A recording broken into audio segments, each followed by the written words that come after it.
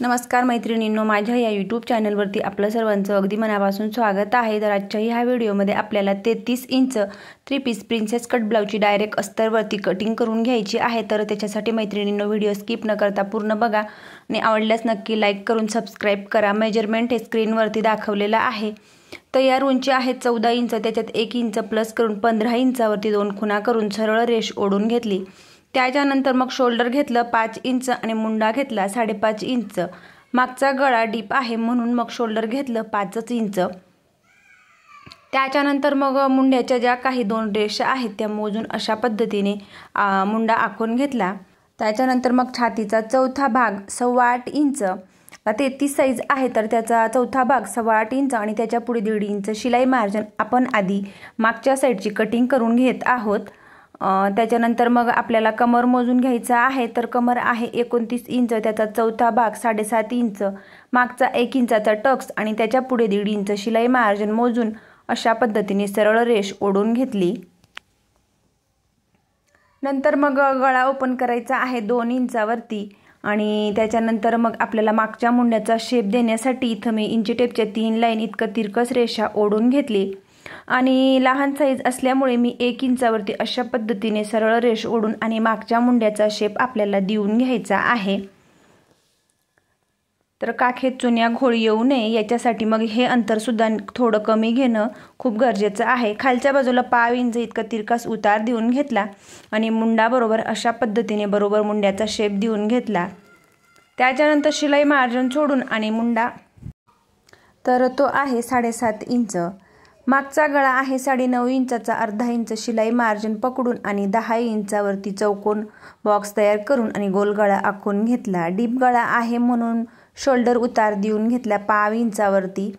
त्याच्यानंतर कमरेकडच्या बाजूला मध्ये सेंटर काढून आणि 4.5 इंचाचा हुबा टक्स मोजून घेतला आणि 1 इंचाचा टक्स बरोबर अशा पद्धतीने आखून घेतला।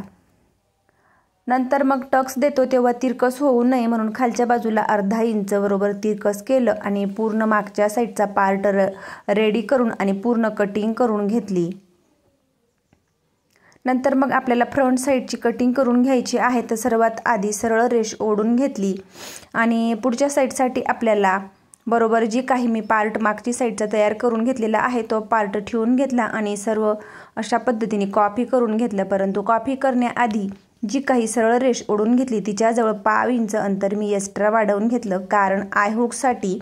आणि त्याच्यानंतर मग खालच्या बाजूला बघू शकतात 15 इंचावरती आहे तर 15.5 इंचावरती 2 खुणा करून घ्यायच्या आणि अर्धा इंच फ्रंट साईडसाठी आपल्याला लगेचच वाढवून घ्यायचं। तर हे आपल्याला क्रॉस पट्टीसाठी शिलाई मार्जिन लागतं। नंतर पुढचा गळा आहे 6 इंचाचा, त्याच्यामध्ये अर्धा इंच शिलाई मार्जिन लागेल म्हणून 6.5 इंचावरती बॉक्स तयार करून आणि गळ्याचा आकार देऊन घेतला। जो काही शोल्डर उतार आहे तो बरोबर आखून घेतला। त्याच्यानंतर पुढच्या मुंड्याचा शेप देण्यासाठी बरोबर मी शोल्डर 5 इंच आणि मुंडा 5.5 इंच बरोबर आखून घेत आहे आणि मग पुढच्या मुंड्याचा शेप अर्ध्या इंचावरती अशा पद्धतीने देऊन घेतला। त्याच्यानंतर मग आपल्याला इथं प्रिन्सेस कटसाठी छातीचा चौथा भाग, त्याच्या पुढे 1.5 इंच शिलाई मार्जिन मोजून घ्यायचं। आय हुकचं अंतर सोडून आणि मग हे माप टाकून घ्यायचे आणि 3 पीसचा जो काही आपण टक्स देतो त्याच्यासाठी वरच्या इथं अर्धा इंच मी एक्स्ट्रा वाढवून घेतलं। त्याच्यानंतर मग खालच्या बाजूला आपण 3.5 इंच क्रॉस पट्टी मोजून घेतली आणि इकडच्या बाजूला इथं मोजून घेतली 2.5 इंच आणि क्रॉस पट्टीचा शेप देऊन घ्यायचा। जे काही अर्धा इंच वाढवून घेतलेलं आहे ते सुद्धा यामध्ये आपल्याला पकडायचं आहे। त्याच्यानंतर मग इथं आय हुकचं अंतर सोडून 7.5 इंच कमरेचा चौथा भाग, त्याच्या पुढे 1.5 इंच शिलाई मार्जिन आणि आपण जो काही 3 पीसचा टक्स देऊ त्याच्यासाठी एक्स्ट्रा वाढवून घेतलं 2 इंच आणि अशा पद्धतीने सरळ रेष ओढून घेतली। त्याच्यानंतर मग इथं आपल्याला 3 पीसचा टक्स द्यायचा आहे तर त्याच्यासाठी हे अंतर किती घ्यायचं तर आय हुकचं अंतर सोडून खालच्या बाजूला घेतलं 3.25 इंच आणि वरती घेतलं 3.5 इंच। त्याच्यानंतर बस्ट पॉईंट इथं मी मोजून घेतला, तो आहे 9 इंचावरती तर अर्धा इंच शिलाई मार्जिन लागेल म्हणून मी 9.5 इंच घेतला आणि अशा पद्धतीने आपल्याला हा प्रिन्सेस कटचा शेप देऊन घ्यायचा आहे। तर प्रिन्सेस कटचा शेप देऊन घ्यायचा आहे तर मी बस्ट पॉईंट बरोबर 9 इंचाचा आहे, 9.5 इंचावरती खूण करून घेतली आणि इथं मग आपल्याला हा टक्स द्यायचा आहे तर हा तुम्ही 1 इंच किंवा 1.25 इंचाचा घेऊ शकतात, लहान साईज आहे। तर मी 1.25 इंचाचा घेतला आणि अशा पद्धतीने इथं सुद्धा शेप देऊन घेतला। त्याच्यानंतर मग इथं आपल्याला 1/2 इंचावरती खूण करून घ्यायची आणि त्याच्यानंतर आपण जे काही मागच्या साईडला अर्धा इंच तिरकस कट केलेलं आहे ते अर्धा इंच असं पकडून मी हे 1/2 इंच अंतर अशा पद्धतीने आखून घेतलं आणि हा भाग आपल्याला शिलाईमध्ये पकडायचा नाही तर तो मी डार्क करून दाखवलेला आहे।